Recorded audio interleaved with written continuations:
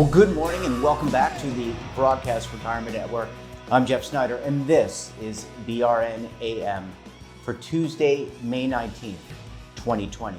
And here are our top stories. Apple bucks the trend and will bring back employees to its offices, and the post-coronavirus opportunity for technology firms. Well, joining me now to discuss this and a lot more is Daniel Klein. He's a senior technology and consumer products reporter with The Motley Fool. Dan, thanks so much for joining us on the program this morning. Thanks for having me. Great to see you as always. So let's jump right in. Some businesses are making plans to invite employees into the office. Others, especially tech companies, are saying, stay away. You can stay away for a long period of time. Dan, Apple, though, is running counter to that, and they're thinking about having employees back into their offices in Cupertino and also back in their Apple stores. What do you think about all this? Well, I think if they do it safely, I think it's a great idea. Now, I'm all in favor of people being able to work from home who can work from home. But the thing Apple came out and said is the first employees we're going to ask to come back are the ones who can't work from home. So maybe they do something that needs the technology in the office. I don't know what those jobs would be, but something like at Motley Fool, our studio personnel had to spend time in the office after we closed the office. But if you're alone in an office that's being properly cleaned and sanitized, that's not I'm alone in an office. It's not any more dangerous for me than being in my apartment. And some people could argue that being in there with my wife and son, it might be more dangerous for the three of us to be all over each other all day. So if Apple approaches this carefully, I see no reason not to do it. It's not like they're in an 800 square foot space with 12 people crammed into it. They're basically on a university campus. So Apple could distance people by literal separate rooms if it wants to, if it's only bringing back a fraction of its workers. As for the Apple Store, look, you may not need a new band for your Apple Watch. That might be something you can order online. But I was really worried the other day when one of my Macs wasn't working correctly. The spacebar key was sticking.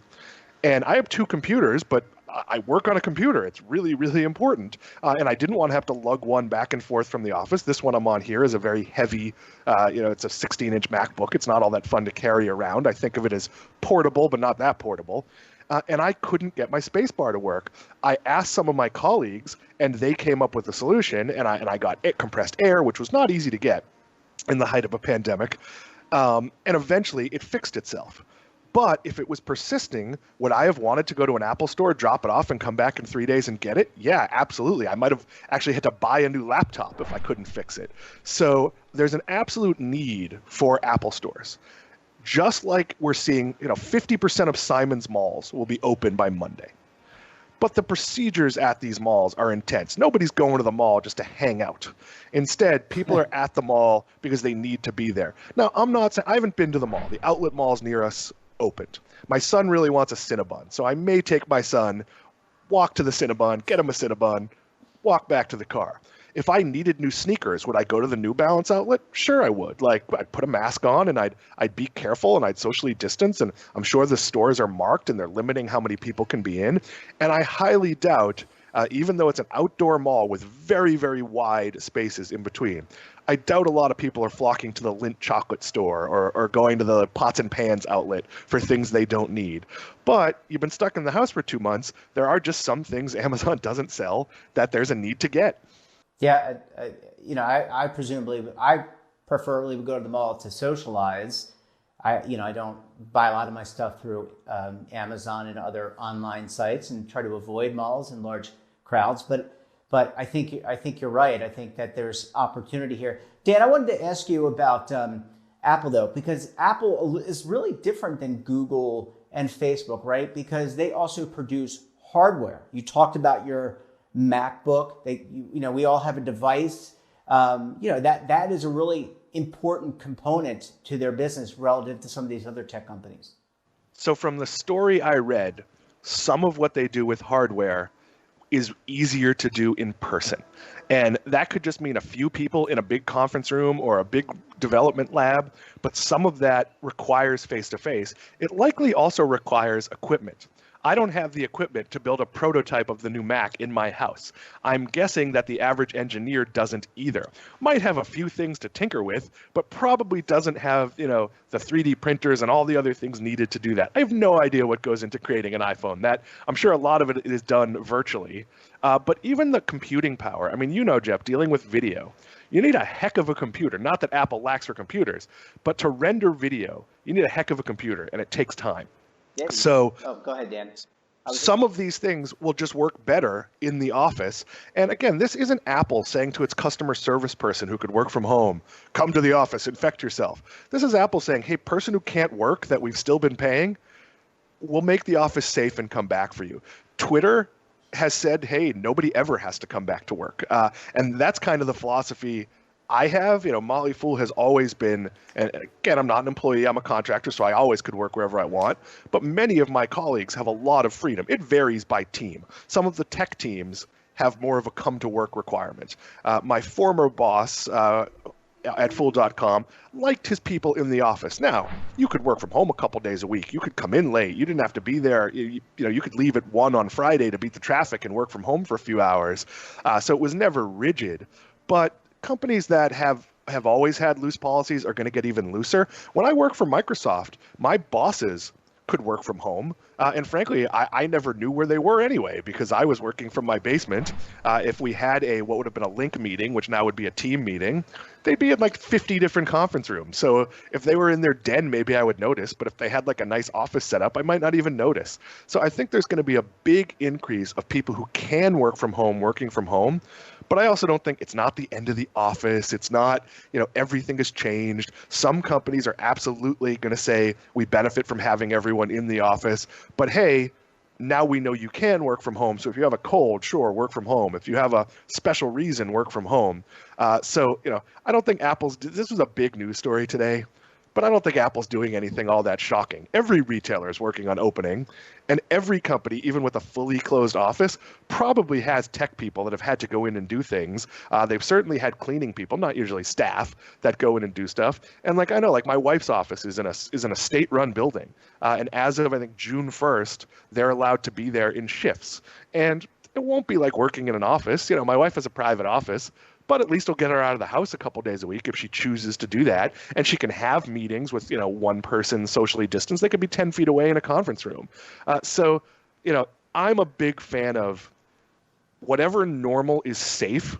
So we don't need to go to a concert. I'd love to go to a concert. I'm a huge live music person.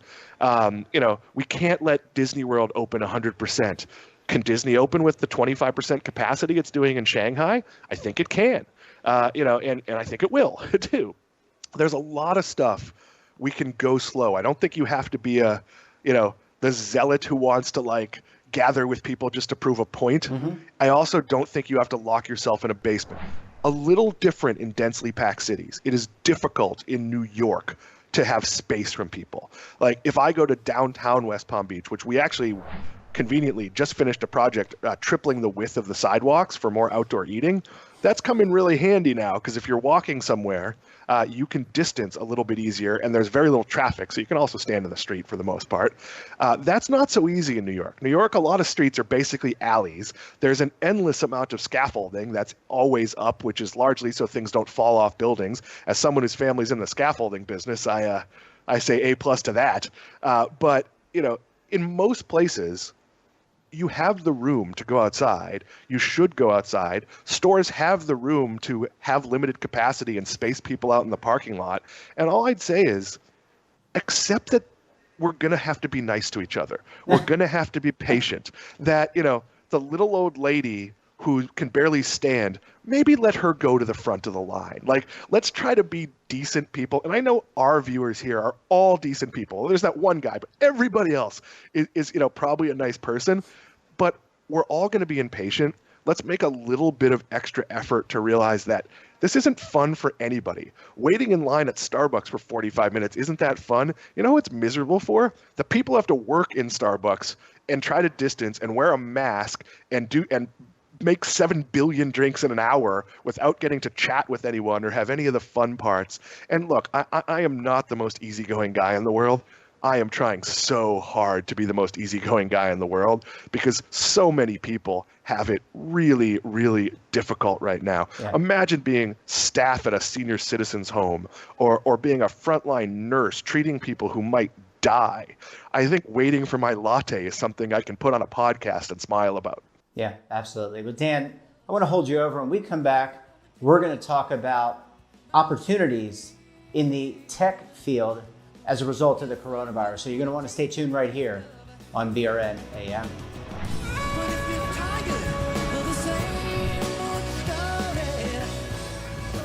Imagine a new television network that will make you richer, healthier, and in control of your financial future.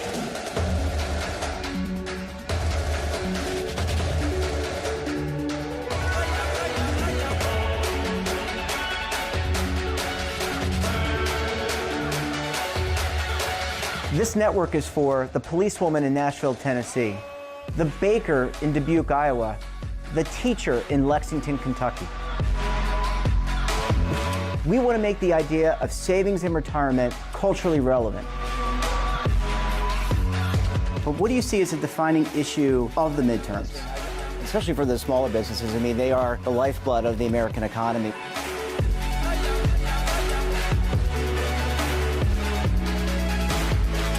Featuring exclusive interviews, current affairs, and docuseries. 33 years old, you retired early. The philosophy is money only matters if it helps you live a life that you love. But you got to start thinking about retirement as soon as you get in. The Broadcast Retirement Network will drive very high engagement with premium partnerships. So this isn't retirement and savings for your parents or grandparents. This is for all Americans. And we're going to change the way you think about money.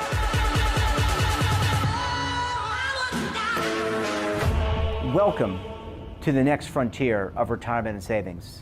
This is BRN, the Broadcast Retirement Network. The windows on our homes, they protect us and the ones we love, but they do much more. At Renewal by Andersen, making your home more comfortable is at the center of every window we make. It's why we custom build our windows in America and install them in as little as 1 day.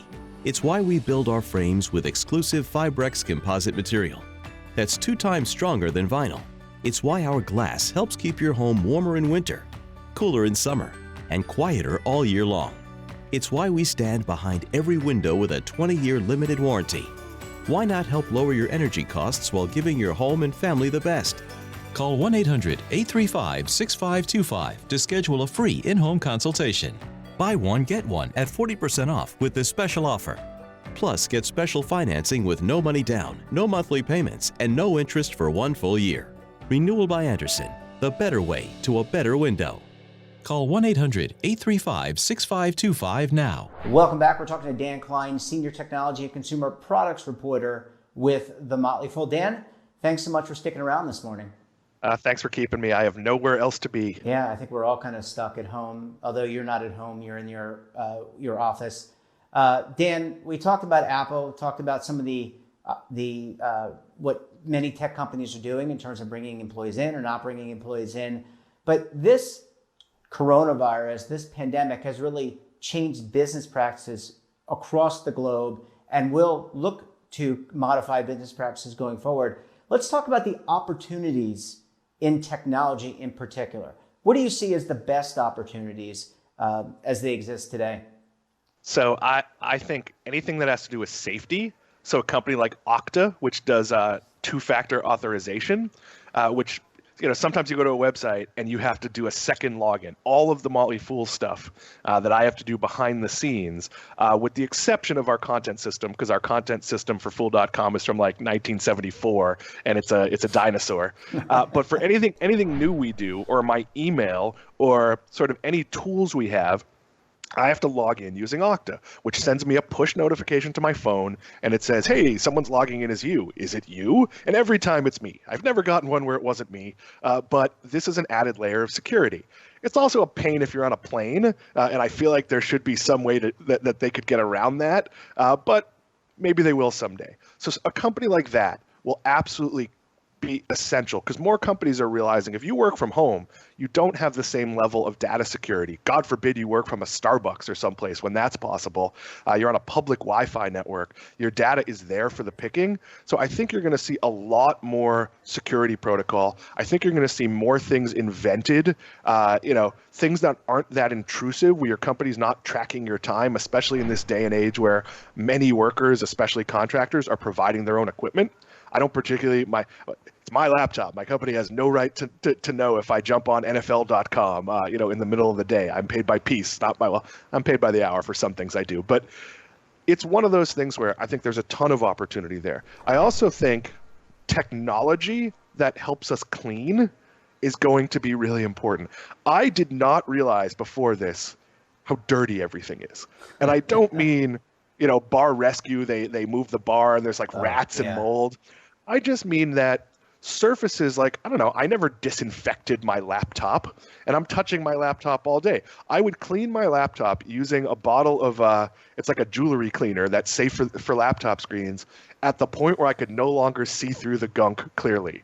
And it just nothing I ever thought about. Now I see more ads for UV cases you can keep your phone in, and they're all hyperbole. Your phone is dirtier than the bottom of your toilet. No, it isn't. But that said, my phone is probably not as clean as it should be. And you know where I put my phone? Near my mouth sometimes, because I actually don't talk on the phone all that often, unless I'm in my car. But occasionally the phone rings, I pick it up and I do this. And then I realize my finger's not my phone. But when I actually do that with my phone, I'm putting myself next to something that's germy. I think disinfecting our phones and our devices, and I don't know what technology works, and I think that's going to have to all shake out. I think the CNETs of the world that do reviews, the Consumer Reports, it would not shock me if the September Consumer Reports isn't all about which of these technologies works and which of them doesn't. So in this sort of shift to more openness to work from home and more concern about what's happening to us at the office, I think there's going to be a lot of technology. I think there's going to be more technology in mass places to identify if we're sick. We talked about Heathrow Airport, which was, at least I think we did. We did last week. Okay. Heathrow Airport is testing technology. All runs together for you, Dan, because you're doing 80 hours of live talk a week. I did 17 hours of live talk last week and 4 podcasts plus your shows. So yeah, it does blend together a little bit, but they're using biometric sensors that can check temperatures. Eventually they might be able to see pathogens and other things. And look, I would love all airport security to become passive, meaning that I don't have to wait in line, take my shoes off, walk through a scanner. That this is just like in every movie from the future, where I am walking through and it can tell everything. It can tell if I have a gun made out of clay that I printed on a 3D printer. It can tell if I'm accidentally smuggling a corkscrew, which apparently I was for 2 years, in my bag. A realtor had given it to me. I just threw it in my bag, totally forgot. It was a giveaway at an open house or something. And it was in my bag for 2 years before airport security confiscated it, lectured me for a while, and then let me go. As if first of all, if I was going to cause harm in a plane, would it be with the world's cheapest corkscrew with a realtor's number on it? It feels like if I could get that through, I could get a better corkscrew through.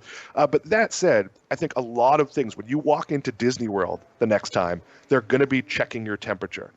I've always assumed Disney has an eye in the sky or some level of technology, because they only put certain people through a metal detector.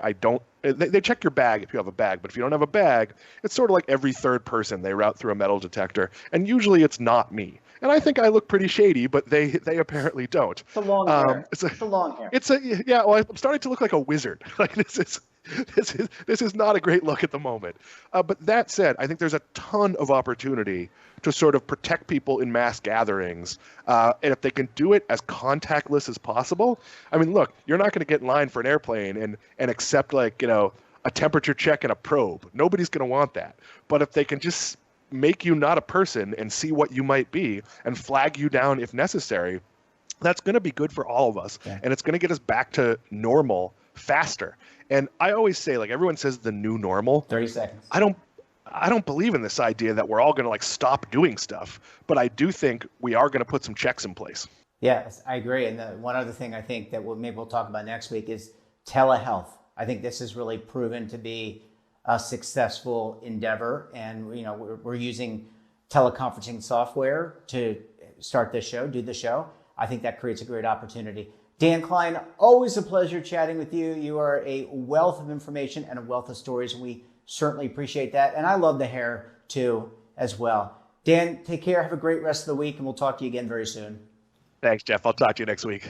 And that wraps up this episode of BRN AM. Have a topic of interest or someone you think we should talk to? Drop us a line. And don't forget, for all the news in retirement, markets, technology, personal finance, and so much more, check out today's edition of The Morning Pulse. So until tomorrow, I'm Jeff Snyder. Stay safe, keep on saving, and don't forget, roll with the changes.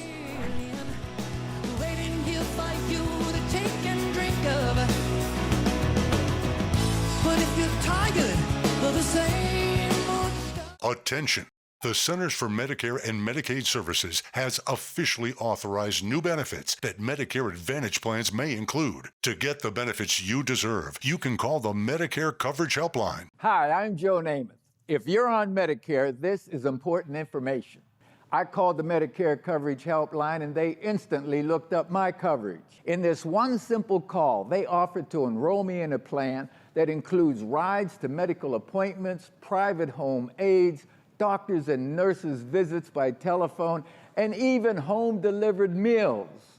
The plan also includes dental, vision, hearing, and prescription drug coverage, all at no additional cost. Don't delay. Call to see if the new benefits are available in your area. Call the number on your screen now. It's free. Call 1-800-757-1451. That's 1-800-757-1451.